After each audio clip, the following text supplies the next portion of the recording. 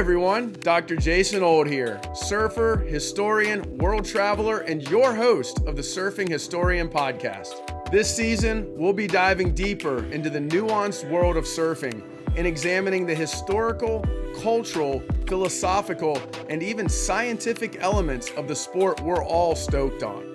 So let's paddle out together and ride through the world of academia.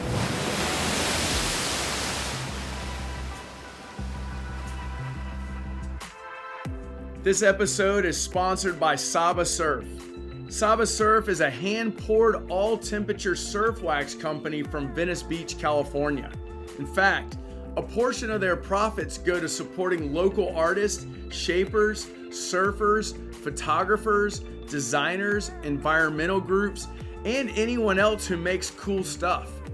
Check them out at sabasurf.com and use promo code SURFHISTORY for 15% off their amazing hand-poured surf wax and their sweet apparel. Joining me today for an epic episode on the roots of California surfing culture is Dr. Patrick Moser. Patrick's a professor of writing and French at Drury University, and he's recently finished a biography on George Freeth titled Surf and Rescue: George Freeth and the Birth of California Beach Culture. Patrick was also the editor of the book Pacific Passages, an anthology of surf writing. And on top of that, he's collaborated with former surfing world champion Shaun Tomson on 2 books, Surfer's Code, 12 Simple Lessons for Riding Through Life, and The Code, The Power of I Will. By the way, all these books are featured on the surfinghistorian.com homepage. Check them out, and while you're there, be sure to scoop up some of our killer merch too. That helps to support this awesome podcast. For today's episode, we'll talk about the history of California beach culture from 1907 to 1945, as well as how one goes about writing surf history in general, and the process of publication with a university press or a surfing magazine. I'm super stoked to have you on the show to share this information with our listeners.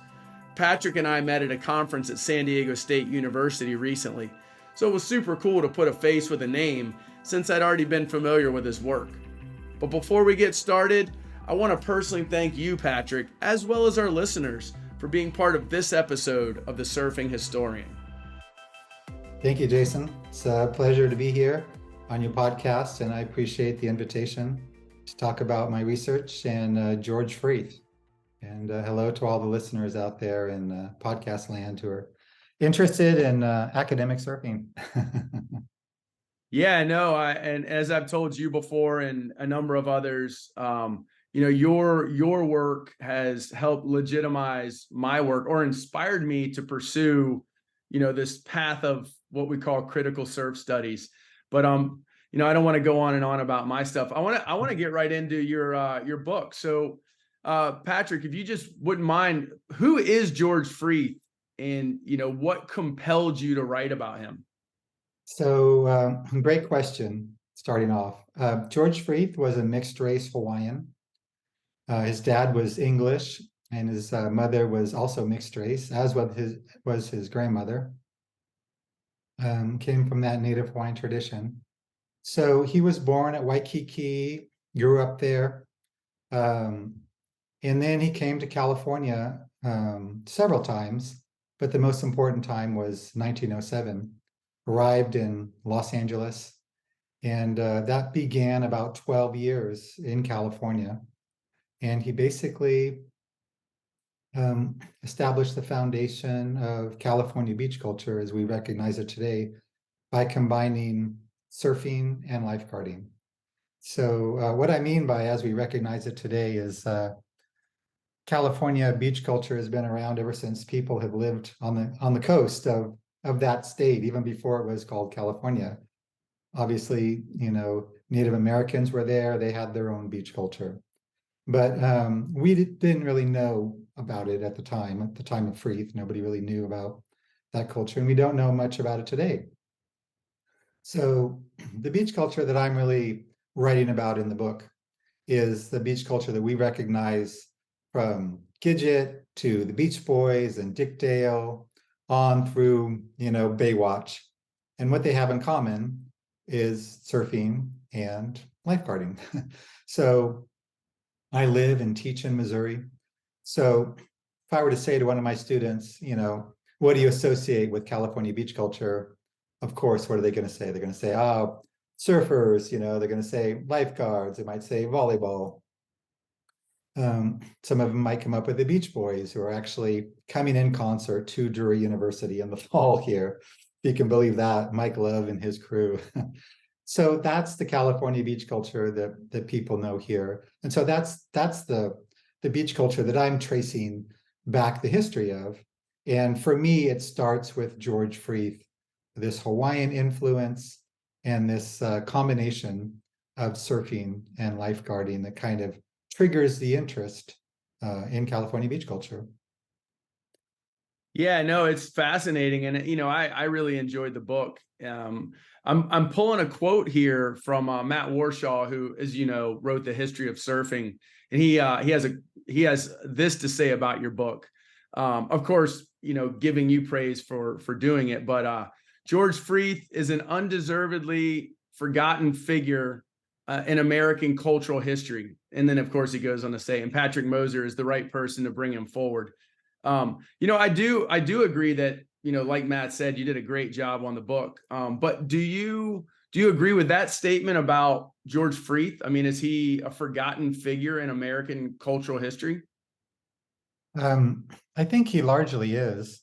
I mean, I think as you had mentioned, you grew up or you surfed in Huntington Beach and had never heard about Freeth.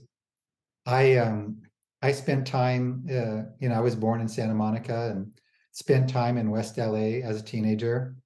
I worked at the Redondo Beach Pier, and the only bust that I know of Freeth is at the Redondo Beach Pier. I didn't know who Freeth was. I was a teenager. I was surfing, in the right out there where Freeth used to give his surfing exhibitions. So I didn't know anything about him. I'd pass by that bust all the time. And so I think there are certain people within the surf community and some within the lifeguard community who understand, have heard his story, and know who he is. But I think largely due to the influence of Duke Kahanamoku, such a larger than life figure. He was, gold medalist, multiple times over several Olympics, charismatic, great swimmer, physically fit, attractive, hobnobbed with people in Hollywood in the 1920s, the world ambassador of surfing. I mean, obviously, if you remember the surfer poll they did, who's the most influential surfer of the 20th century? Obviously, it was Duke, number one. So I think Freeth sort of fell into Duke's shadow. He was there before Duke, a handful of years before Duke. Duke didn't really get to Los Angeles and stay until the early 1920s. He had visited a couple times. So Freeth also died really young. He was 35 years old. He died at a time when millions of people around the world, tens of millions of people around the world, died of, the influenza pandemic of 1918, 1919. And on top of that, there was the millions of people who died in World War I. So he sort of, got forgotten when he died in 1919. And then Duke arrived and, deservedly, got a lot of the credit for, spreading surfing and Hawaiian culture in California. So I think Matt is right. People don't really know about Freeth. And I just thought, here's a guy who's got such a great story. I got into the book because I wanted to know more about him. I think Arthur Verge had the only academic study on George Freeth, and that was published, 2 decades ago. And the little information that was out there was contradictory. I had read that Freeth was the first surfer in California, and I started digging, and that turned out not to be true. And I read that he was the first, lifeguard in California, and that turned out not to be true. And I heard that he won the Congressional Medal of Honor, the highest honor a civilian can get in the United States, and that turned out not to be true. So as I started discovering this information, I thought, well, those things aren't true. What exactly were his accomplishments? What exactly did he contribute so that people remember him, surfers and lifeguards. Why do they remember this guy if none of that is true? And so I started, just doing research and found out what his real accomplishments were, and, started off really as a novel. I want to write a novel about George Freeth because I thought, here's a guy, a hero, who died young at a time, during war and pandemic, and had a big impact. People still remember him in a certain group of people. I thought, oh, that's definitely stuff for a novel. And then I got about 125 pages into this novel, and it just wasn't working because I kept wanting to go back to the biography. That's where the writing was taking me. So I stopped the novel and I said, I have to write a biography of this guy before I can write the novel because I want to know what the facts were. And then as I got into the biography, I discovered through all the nuts and bolts and getting into newspaper archives that, there's a history here that is yet to be told. And that is the history, the beginning of California beach culture as we recognize it today. Yeah, no, I was, as I was reading through it, through the book, even in the intro, you mentioned, I think it was three princes from Hawaii that were surfing in California in I think it was the 1880s. And then there were other surfer or people wave riding and, in the 19th century, sort of in and around that time as well. And then, so I'm thinking, wow, what, I didn't even know this stuff. And so it was really informative and helpful to read, that, because I was probably one of those people who thought, well, Freeth introduced surfing to California, and, you helped me dispel that myth. And so I want to look at the history a little bit, because you do say when George Freeth arrived in Los Angeles from Honolulu in the summer of 1907, he brought a native Hawaiian perspective that celebrated all things aquatic. His surfing exhibitions not only showed how much fun one could have in the ocean, but they also helped convince local developers that riding waves could be used to fill their cash registers, as you put it. But I want to focus more on Freeth and the surfing, and maybe a little bit less on the developers. But when Freeth arrived, say in 1907, what did it look like? Did he bring a surfboard with him? Like, how did all of this, in other words, that myth of him starting surfing, why is that myth a thing? But more importantly, what did it look like when he showed up for these, surfing exhibitions in 1907? So another good question. He did arrive with a surfboard. He and a high schooler, Ken Winter, had been hired, to give surf exhibitions in Venice. And so Freeth was interested in coming to Los Angeles. There were some people, they were part of the Hawaii Promotion Committee. Freeth kind of proposed this idea. It was in the air that Los Angeles was this boom town. It was growing. That's where the future of Hawaiian tourism was going to be. That was according to the Hawaii Promotion Committee. The guy who was the secretary of that committee, H.P. Wood, had lived in San Diego for, I don't know, 15 years. And so when he was hired to work, to be the secretary and the treasurer of the Hawaii Promotion Committee, he said, you know what? Southern California, and especially Los Angeles, is going to be, that's where we're going to draw most of our tourists from. And he was right. So it was in the air, and Freeth had never been to Los Angeles. And he sort of proposes, like, let me go there. I'll give some surf exhibitions. And I don't think they ended up paying his way, but they did have connections in Venice with Abbot Kinney. So one of their agents worked in downtown Los Angeles, and he would give lectures every day on Hawaii, and he would give these slideshows. And so they got a hold of their agent and they said, well, why don't you work it out so that, see if you can get a contract for Freeth and Ken Winter for the summer, and Abbot Kinney was said, okay, he's one of these developers in Venice at these resorts, and Venice was the closest resort to downtown Los Angeles. If you climbed on an electric trolley, you could probably be there in half an hour from downtown Los Angeles. And so Abbot Kinney was trying to pull people out. And so there's a couple of Hawaiians, but in terms of surfing, one thing I hope people get out of the book is that George Freeth represents the continuity of Hawaiian culture. So there is this myth, not only that George Freeth brought surfing to California. I mean, I understand why that myth is there, because he did the most to renew interest, and he was there for almost a dozen years. He wasn't the first, but he stayed and he taught people, he gave lessons and exhibitions. So he gets the credit. But there were Native Hawaiians in La Jolla, in San Diego. There were Native Hawaiians in San Francisco who would come for a World's Fair, for example, and they would give exhibitions. It was for hotels. So they would, again, it was all, to draw tourists out to the coast. But that shows you that surfing, in fact, did not die out. So there is that myth that surfing died out because Hawaiians were dying out. And Alexander Hume Ford, this white mainlander, arrived, and he and Jack London, they certainly put a spotlight on surfing and knew how to market it. But they didn't save surfing from dying. Surfing, George Freeth gave lessons to Alexander Hume Ford at Waikiki, and he gave lessons to Jack London. So Freeth really represents this continuity of Hawaiian culture, not a revival, but continuity.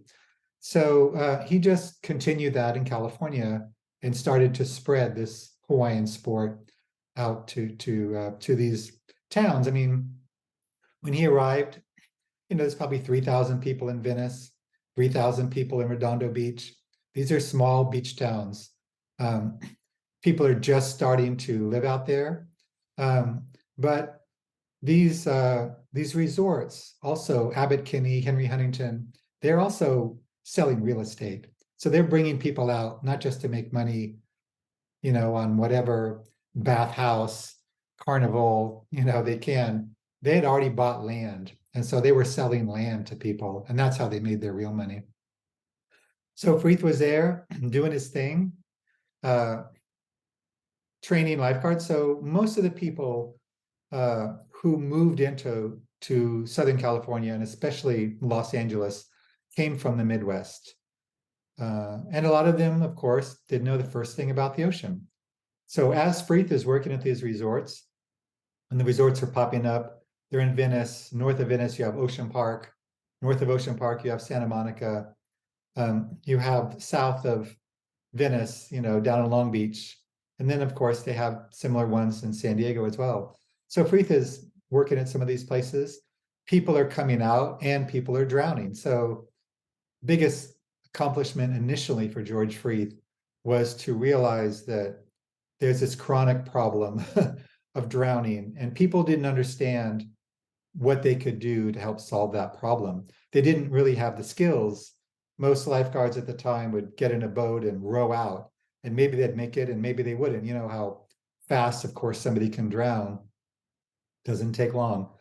And so Freeth was really instrumental in teaching lifeguards and showing lifeguards and people that you could swim out through storm surf and save people that way. So he gave people those skills, those lifeguarding skills to fix this, help improve this chronic problem they have of people showing up to the beach, thousands of people. July 4th, it's 95 degrees in downtown Los Angeles. What are you going to do? Well, you and 30,000 other people are going to hop on these network of trolleys that Henry Huntington built across the LA basin, and you got to go to someplace cooler. So that's Long Beach, that's Venice, that's Redondo Beach, that's Santa Monica. Thousands of people on the beach, and all they've really got for people by way of lifeguarding is these lifelines that would, they have one post stuck in the sand, another one out in the surf, and you just hang on to it, which is fine if the surf isn't big. But any kind of swell rolls through, you could easily knock somebody off. Riptide currents pull them down, riptide take them out, and they're gone. So, that was the first thing Freeth sort of recognized. Hey, I can help here. And I think maybe that's one of the reasons why he stayed for so long. Why didn't he go back to Hawaii after he became famous? He could have gotten a job there, no problem, doing what he did in California, giving surf exhibitions, lifeguarding. But I like to think that he saw a need for somebody with his skills. So not just lifeguarding, but this Native Hawaiian perspective that I refer to is, the surf zone is dangerous and you got to respect it, but it's also a lot of fun. You can surf there, you can body surf, you can have fun in the waves. You don't have to be afraid of it. So he started, and maybe his biggest influence was how many people he gave swimming lessons to, right? Thousands of people across the 12 years from Los Angeles down to San Diego, kids and men and women, teenagers, all walks of life. He gave swimming lessons in the ocean, in the pools where he worked. So creating that foundation so people didn't have to be scared of the ocean, taught his lifeguards to surf so they'd be better lifeguards. So really just on many layers, many aspects, he helped build that foundation to make California beach culture a reality, because you're not going to get California beach culture. People are scared of the ocean and they don't want to go in the water. Yeah, no, and that was one thing you pointed out in the book as well. And looking at this sort of as you talked about the ocean, the riptides and the undertows, it was as mysterious as it was deadly. A good buddy of mine is an LA County lifeguard, so we've had some conversations about Freeth as well. And one of the things I wanted to ask you about regarding the lifeguards actually and property and these developers was something he mentioned to me, and I was just kind of curious to get your thoughts on.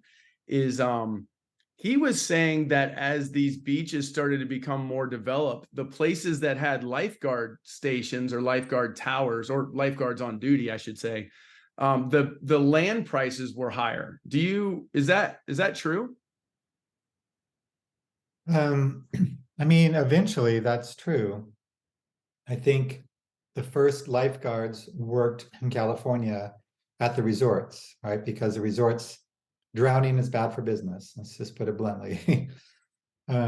So they started these volunteer lifeguard organizations first, and then paid lifeguard.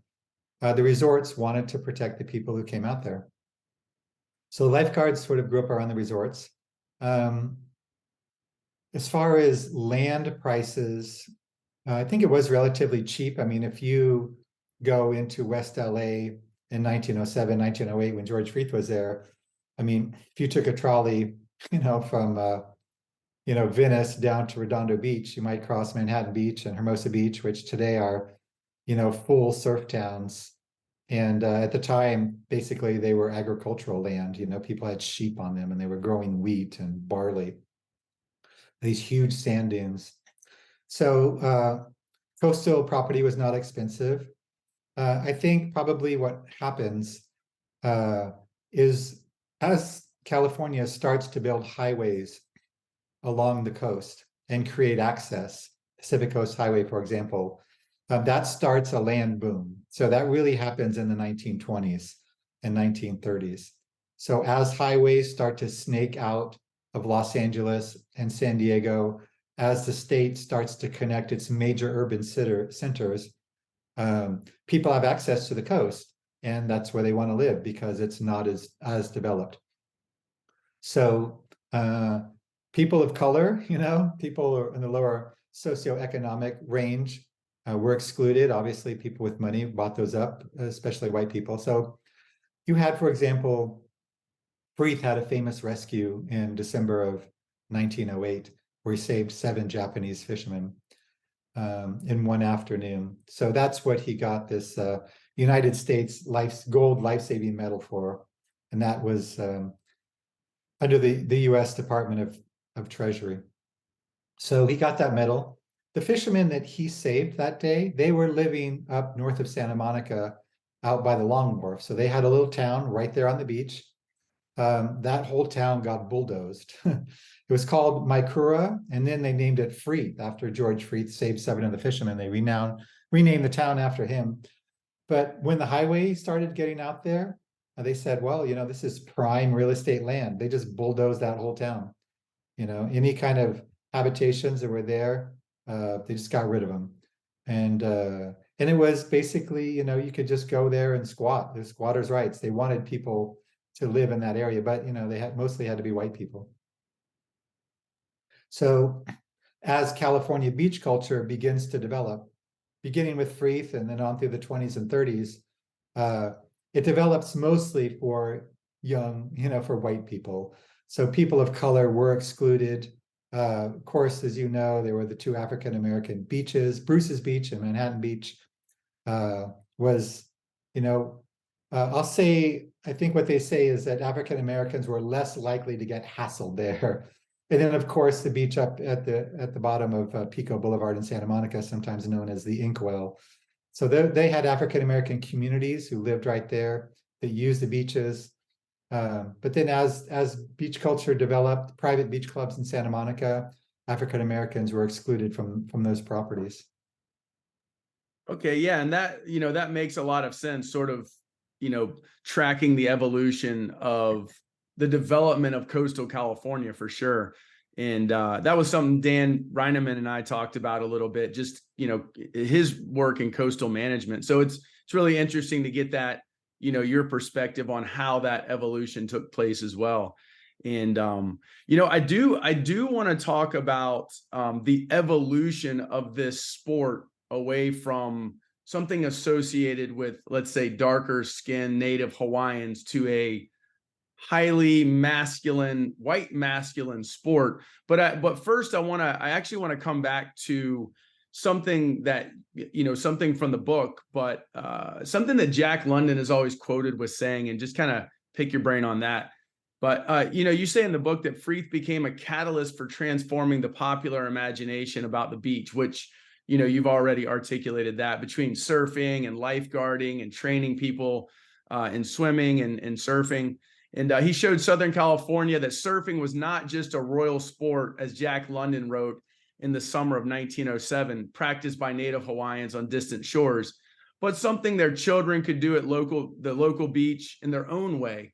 And so my question for you is more so about Jack London's quote, because it's my understanding, and I've heard that quote multiple times, that, surfing was the sport of kings and whatnot. But it's my understanding that it really wasn't. It was a sport that was heavily intertwined with all native Hawaiian culture.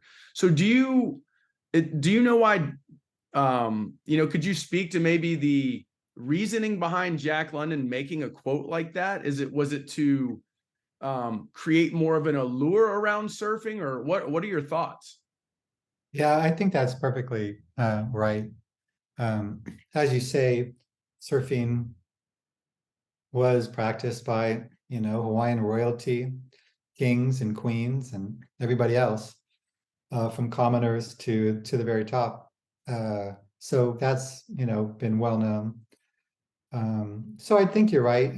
Just Jack London probably got most of his information about surfing from Alexander Hume Ford, and Alexander Hume Ford was trying to market Hawaii and Waikiki especially. Alexander Hume Ford wanted white people to move to Hawaii and balance out this huge Japanese population. So Hawaii was a US territory, which meant that everybody could vote. And so people like Alexander Hume Ford and others were worried that, well, what about the white vote? So they were purposely trying to get white people to immigrate to Hawaii and balance out that growing political power of the Japanese Americans. So they said, well, let's use surfing. Alexander Hume Ford said, this is something, you can only learn surfing, you can only learn to surf at Waikiki. So you need to come here, and there's lots of benefits. So it was a marketing device. It's also interesting that, so Jack London probably just said, okay, the sport of Hawaiian kings, it sounds great. But it's also, when you connect surfing to Hawaiian royalty, you're also saying this is something that kind of belongs in the past. Let's associate surfing with Hawaiian royalty, not democracy, not sort of, white American culture. So it's an interesting, one of the issues and the stereotypes that Hawaiians have fought, for a long time, was this idea that they are people who belong, in the past, that it's really this sort of white American culture, technology, and all of that is where it's at in the Hawaiian Islands. And so oftentimes you'll get illustrations and references to Hawaiians as, they were important, but those people are really people of the past. When you look at films of the 1930s, those South Sea Islands films, adventures, you always get, Native Hawaiians portrayed as these pagan tribal people, the way they dress, the way they talk. So associating surfing with Hawaiian royalty maybe falls into that stereotype a little bit, but certainly Jack London was, trying to sell his story and make a buck. Yeah, and so there really was this appropriation of the sport, and it ultimately took on a very white masculine character, and then that emanated out of California. Would you mind sort of walking myself and the listeners through that evolution, how it went from this sport, say, not introduced by Freeth, but certainly helped spread the stoke, let's say. Freeth did that. And then, of course, Duke Kahanamoku comes along and certainly adds to that stoke and popularity and the proliferation of surfing. But when does it begin to take on this, let's say, white masculine character that when people think of surfing and the surfer dude, quote unquote, they think of this, bushy blonde hair like the Beach Boys song? So when did that happen? So yeah, it's unfortunate that evolution, because as you said, with Freeth, Freeth was light skinned, but everybody knew he was Hawaiian. So he brought that Hawaiian perspective. Not only, it's a lot of fun, to go surfing and to play in the waves, but it was open to women, it was open to children. So if you look at the beaches of 1907, 1908, the women are head to toe in their bathing costumes, which were basically like dresses, very Victorian. So that was dangerous also, because once those bathing costumes got wet, they're made of wool, they would just drag people down. So it was dangerous. But Freeth, taught women how to swim, and he taught them how to dive, and he taught them how to surf. He was very open because of his native Hawaiian perspective and his background, and the Hawaiian culture of, all of the stories of Hawaiian women have always been part of surfing and aquatic history. Many, many women in myths and legends, lots of Hawaiian women feature in those prominently. And, the kings and the queens, famous queens, were great surfers. So Freeth brought that to California. And then Duke also, he taught women how to surf. He taught them how to swim. So both of those guys brought this Hawaiian perspective to California, but it didn't stick. Well, why didn't it stick? Well, what happens in the 1930s, late 1920s and 1930s, is that California starts to develop its lifeguard organizations. The city of Los Angeles begins, and then Los Angeles County, and then Santa Monica. So who are allowed to be lifeguards? Well, only white males, right? So it's this combination of only white males can be lifeguards. This again, 20s and 30s. And then only white males are allowed to be in the surf club. So if you're a member of the Palos Verdes Surfing Club, there were no women in that club. If you were a woman and you wanted to surf, you had to form your own clubs. And some women did form surf clubs. There were at least two that I knew of in the 1930s, or that I know of in the 1930s. So it was very white, it was very male. There were no women in the surf clubs or in the lifeguard organizations. There were no people of color in the surf clubs or the lifeguard organizations. There's one exception. The first African-American lifeguard was John Tabor during the war in 1942. But other than that, the first African-American lifeguard isn't hired until the 1960s in LA County. And the first female lifeguard not until the early 70s. So what happens, Tom Blake's hollow paddleboards become institutionalized as life-saving equipment. So the lifeguards are trained on those paddleboards that they also use as surfboards.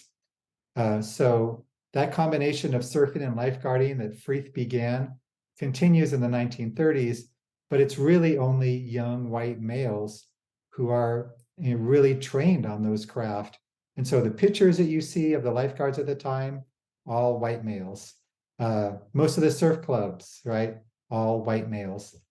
So that's really where it happens. And then because people of color and women are not allowed to be lifeguards, they're not trained on the paddle boards and the surfboards.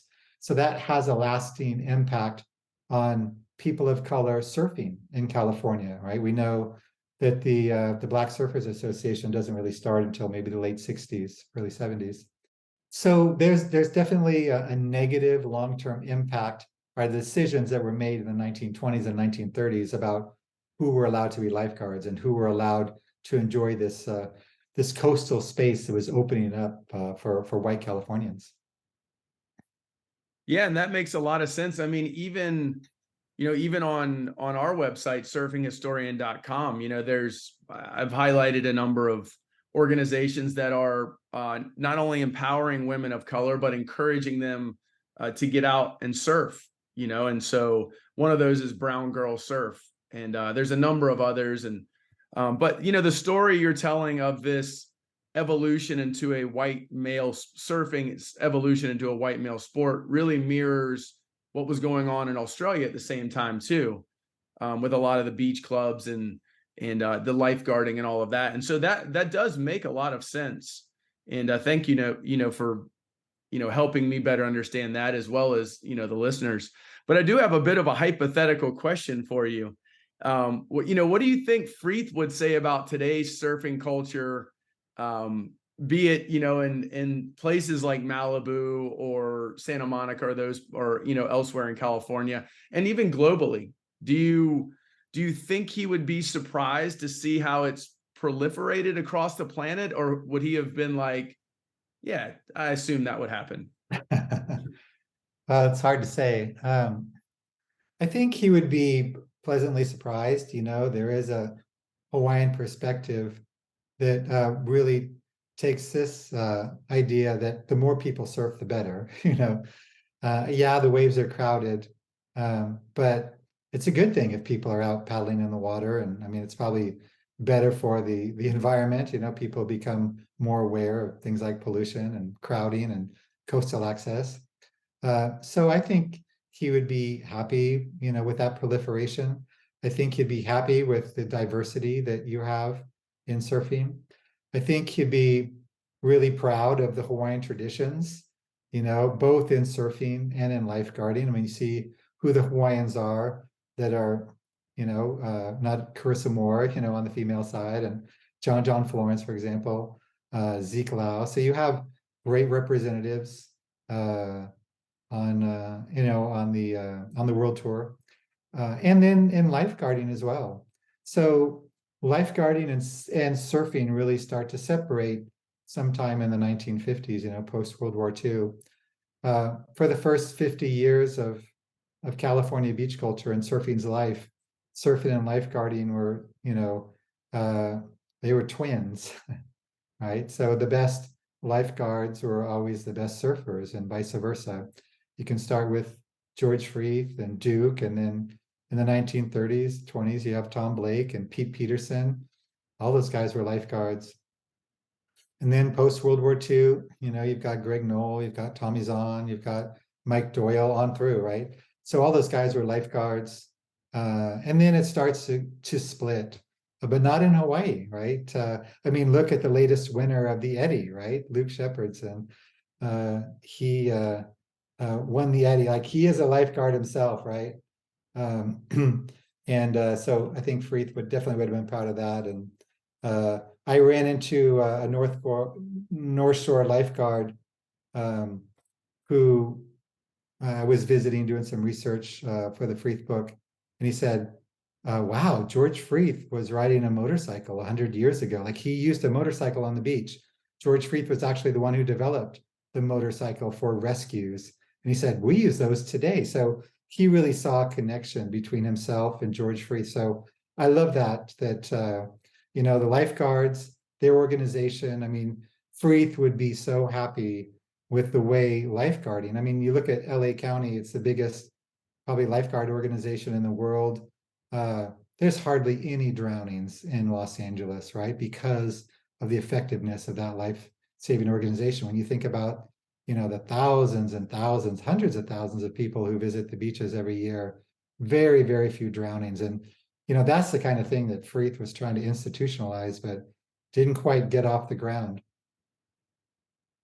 Yeah, no, I couldn't agree more. And you mentioned the Eddie. What a beautiful story. And shout out to Carissa Moore as well. We have her organization featured on the website as well. They're that aloha spirit. And you really do see that.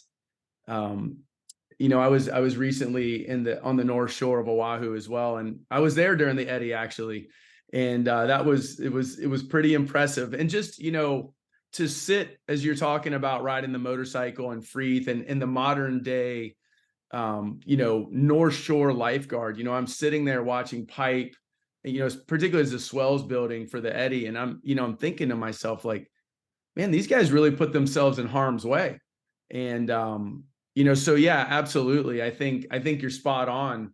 And, I'd probably have to agree that Freeth would probably have a big smile to see that legacy, for sure. But I do want to come back to California surfing, kind of segueing away from Freeth and that legacy of surfing.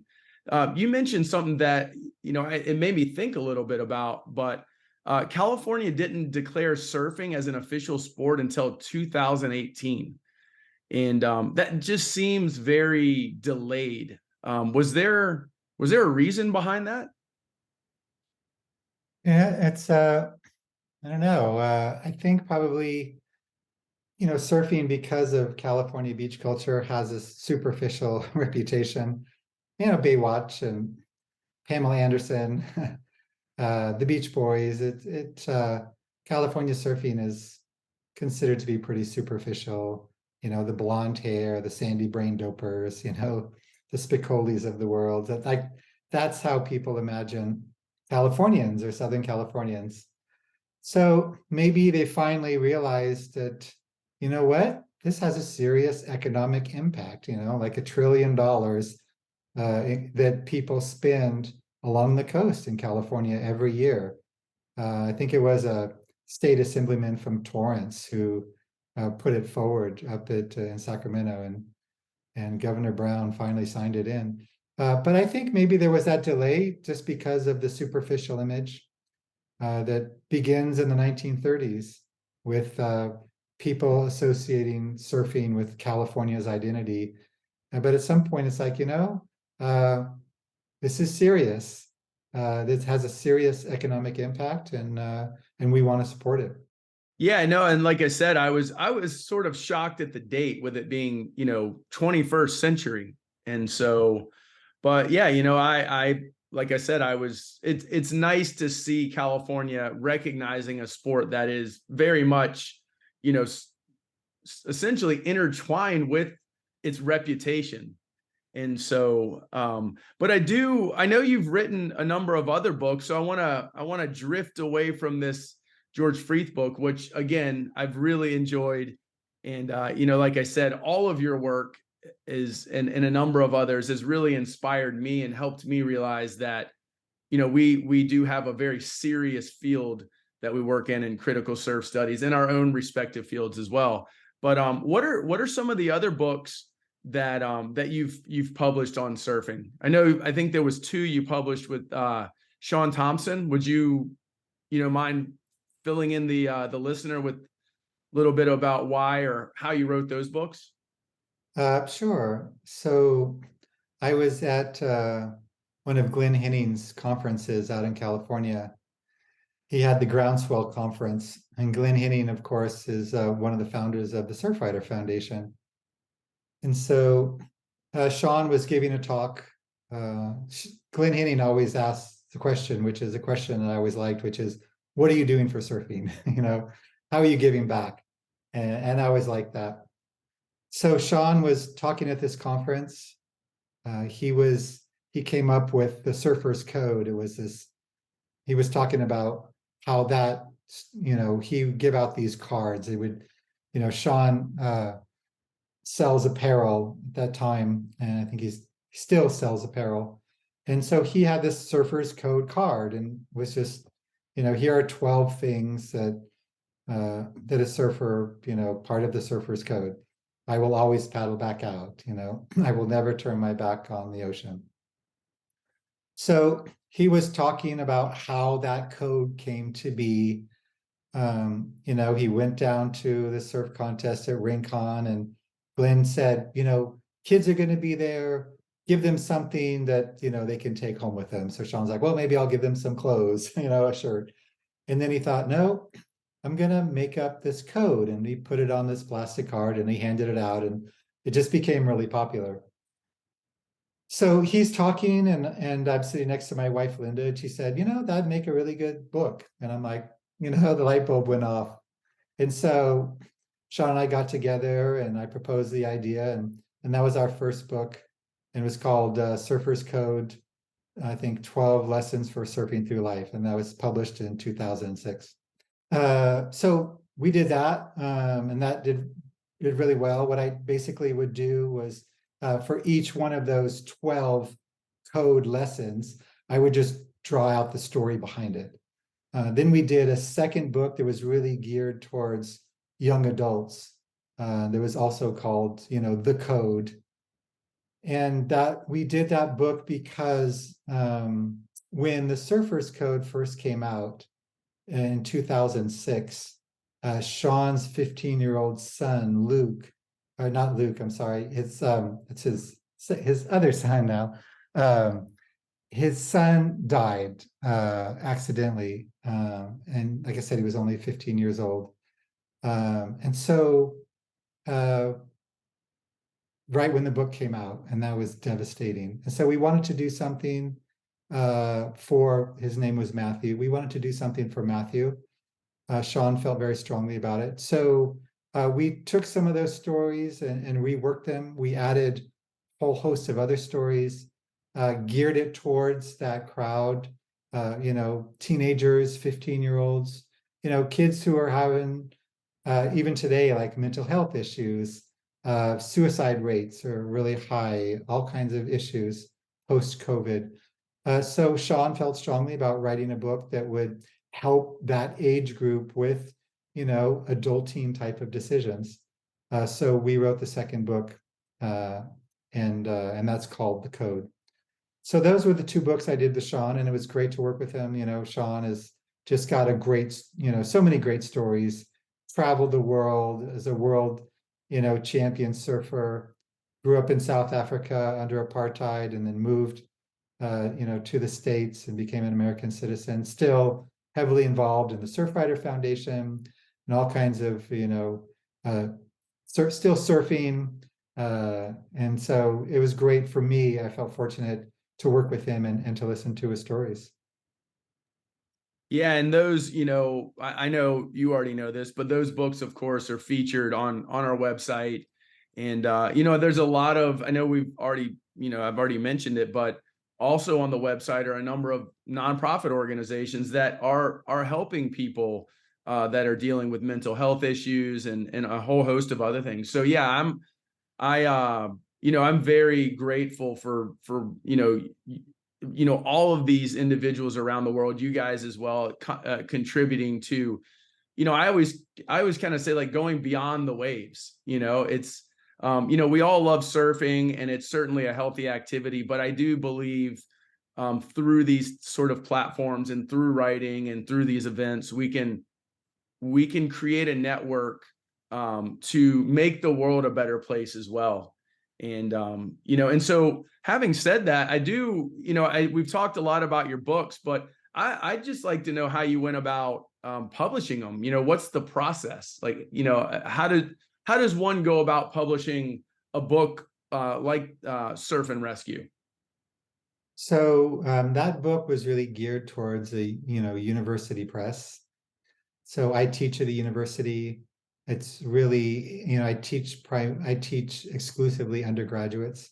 So my book is really geared towards the undergraduate curriculum. So those are, some of the audience I had in mind. My primary audience.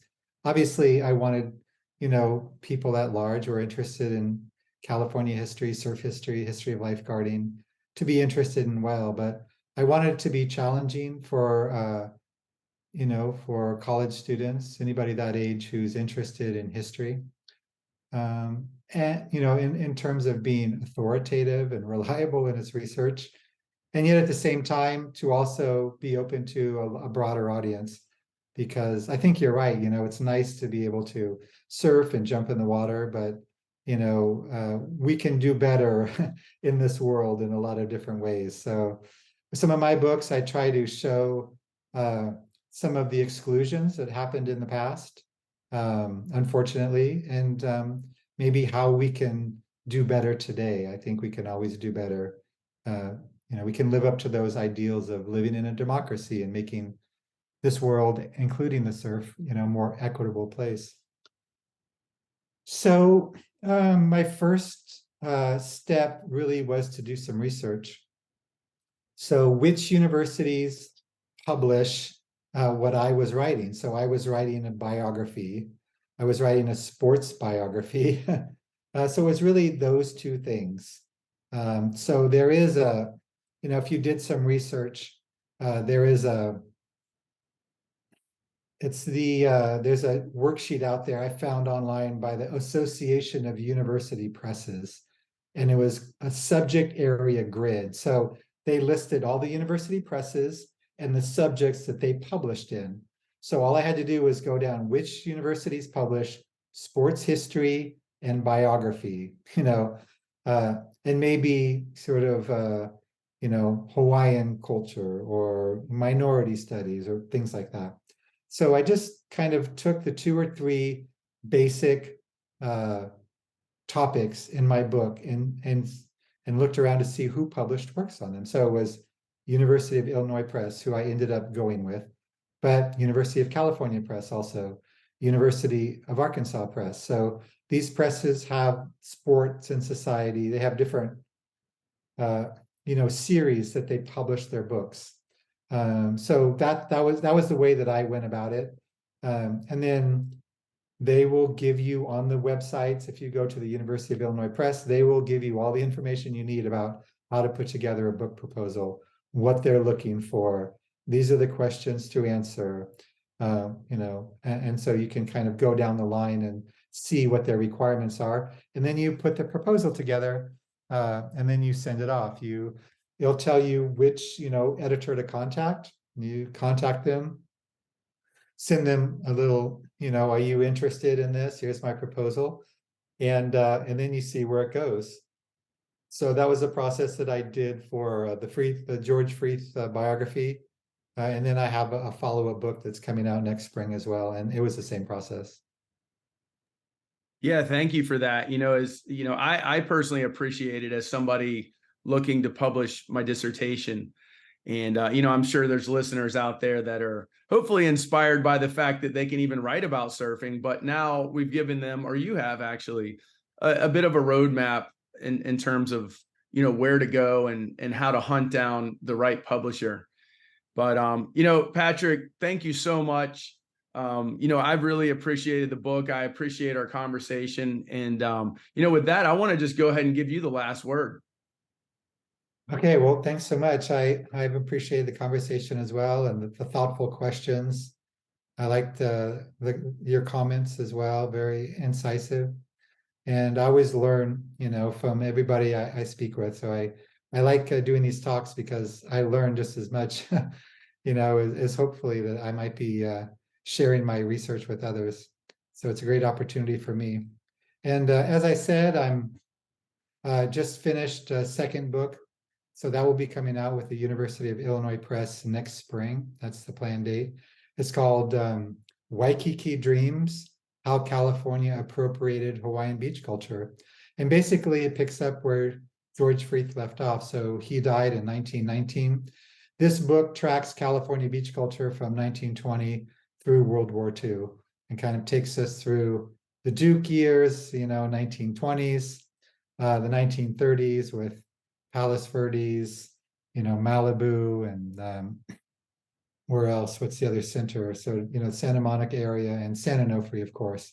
the surf clubs, and then what happened to California beach culture during World War II and the impact of World War II on the surfers and lifeguards. So it was a great project, and hopefully gets out there and people sort of link it to this George Freeth book as, this history of California beach culture. I think this is a period that is not really well known, the pre-Gidget period, that first 50 years from like 1950 to 1957, beginning with Freeth and ending with the post-World War II crowd. So I've enjoyed doing research in that area and trying to share my research with other people. So I appreciate the invitation today. If you enjoyed my conversation with Patrick about the roots of California surfing culture, I'd like to invite you to check out my next episode, where I'll be joined by Brazilian surfer and journeyman Adrian Kogan. Adrian and I will be talking about his surfing motorcycle foray through Latin America in the late 1980s, as well as his recent reboot of that very same trip in 2022 and 2023. Adrian's trip in the late 80s took him through, among other places, Nicaragua, at the height of the Contra War. We'll be chatting about his experience in Nicaragua at that time, as well as other adventures he had during this unforgettable trip. If hearing these types of surf stories gets you stoked, then this will be an episode you won't want to miss. We also want to take a moment to thank Saba Surf again for sponsoring this episode. Don't forget to check them out at sabasurf.com. And while you're there, use promo code SURFHISTORY for 15% off your purchase.